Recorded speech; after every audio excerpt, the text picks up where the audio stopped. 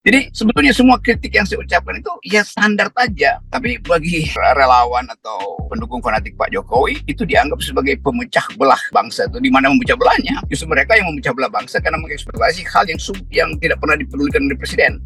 Reaksi Roky Gerung dilabrak wanita setelah diperiksa Mabes Polri, penjilat yang tak dipedulikan.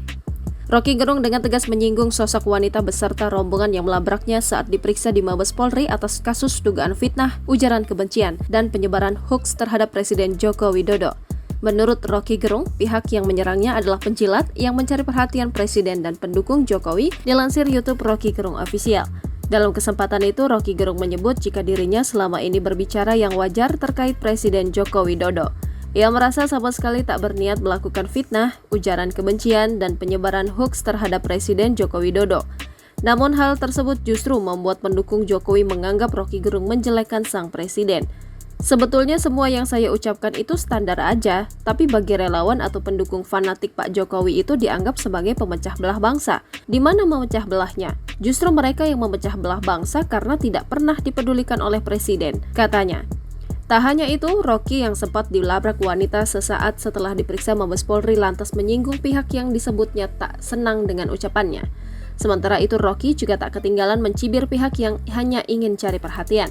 Sebelumnya viral di media sosial, momen pengamat politik Roky Gerung dilabrak wanita usai diperiksa di Mabes Polri.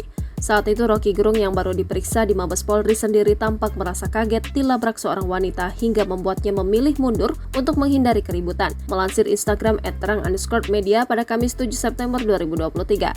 Dalam kesempatan itu, awalnya terlihat Roky Gerung dan Haris Azhar baru saja keluar dari gedung Mabes Polri diiringi dengan beberapa pengawal. Namun tak disangka, seorang wanita berambut pendek dengan memakai kaos putih bertuliskan Gerakan Nasional Tangkap Roky Gerung mendekati sang pengamat politik dan mulai bersuara. Wanita tersebut awalnya menanyakan kabar Roky Gerung dengan sangat baik, akan tetapi tanpa diduga sang wanita langsung mencecar berbagai pertanyaan kepada Roky Gerung.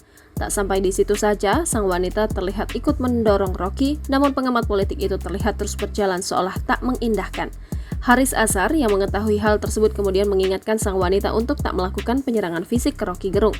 Saat itu, sang wanita terus bersuara dan mengkritik Roky Gerung yang hanya dapat terdiam. Hingga akhirnya, untuk menghindari hal-hal yang tak diinginkan, rombongan Roky akhirnya masuk ke dalam ruangan lagi dibantu pengamanan polisi.